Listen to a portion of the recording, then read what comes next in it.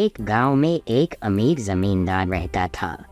वह जितना अमीर था उतना ही कंजूस भी। अपने धन को सुरक्षित रखने का उसने एक अजीब तरीका निकाला था। वह धन से सोना खरीदता और फिर उस सोने को गलाकर उसके गोले बनाकर अपने एक खेत में एक पेड़ के नीचे गड्ढा खोदकर डाल देता था। रोज खेत जाना और गड्ढे को खोदकर सोने के गोलों की गिनती करना उसकी दिनचर्या का हिस्सा था। इस तरह वह सुनिश्चित करता था कि उसका सोना सुरक्षित है।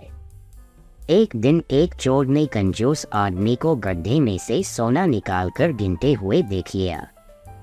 वह छुपकर उसके जाने का इंतजार करने लगा। जैसे ही कंजूस आदमी गया, वह गड्ढे के पास पहुंचा और उसमें से सोना निकालकर भाग गया।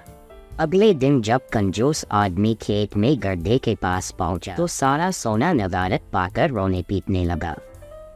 उसके आवाज वहां से गुजरते एक राहगीर के कानों में पड़ी तो वह रुक गया। उसने कंजूस आदमी से रोने का कारण पूछा तो कंजूस आदमी बोला, मैं लुट गया, बर्बाद हो गया। कोई मेरा सारा सोना लेकर भाग गया।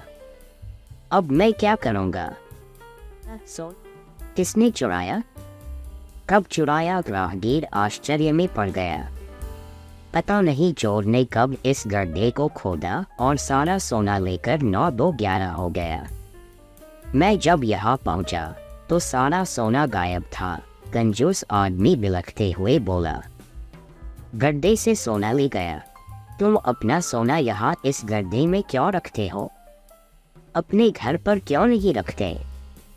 वहाँ ज़रूरत पड़ने पर तुम उसका आसानी से उपयोग कर सकते हो। राहगीर बोला, मैं अपने सोने को कभी हाथ नहीं लगाता। मैं उसे सहेज कर रखता हूँ और हमेशा रखता, यदि वो चोर उसे चुरा कर नहीं ले जाता। कंजूस आदमी बोला।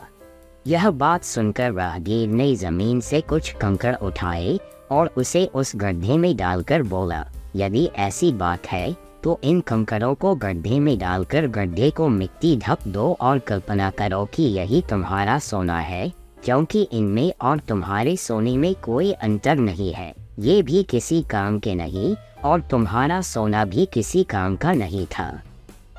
उस सोने का तुमने कभी कोई उपयोग ही नहीं किया, नहीं करने वाले थे।